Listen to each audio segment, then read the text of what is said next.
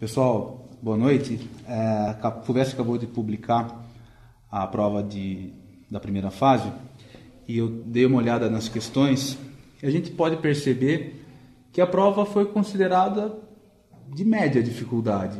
Se a gente for comparar com a Unesp, foi uma prova um pouco mais exigente, mas perfeitamente possível de ser feita, né?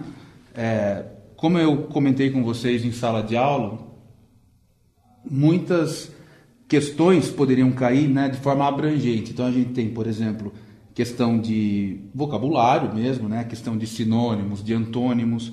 A gente tem questões ligadas a figuras de linguagem. A gente tem questões ligadas à intertextualidade, né? A gente tem também questões ligadas à literatura e o cruzamento com a gramática. Gramática, curiosamente, não caiu tanto a gramática de classificação, né? Quer dizer, é uma tendência da FUVEST e eles radicalizaram essa tendência quando a gente tem pouquíssimas questões de gramática de classificação. As questões de interpretação de texto foram questões que eu considero tranquilas.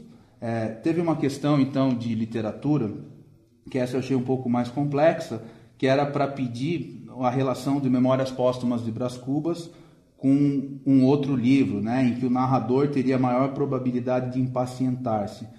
Essa é um pouquinho mais complicada, mas nem tanto assim. Eu acho que mais no momento de nervosismo vocês poderiam ficar um pouco assustados, mas conceitualmente foi uma questão tranquila.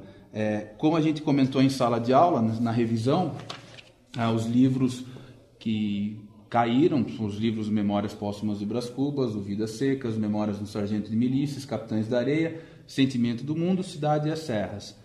Já pensando numa segunda fase, eu investiria bastante na leitura do Sentimento de Mundo, porque, por ser um livro de poesia, eu acredito que ele tem uma chance grande de cair numa segunda fase.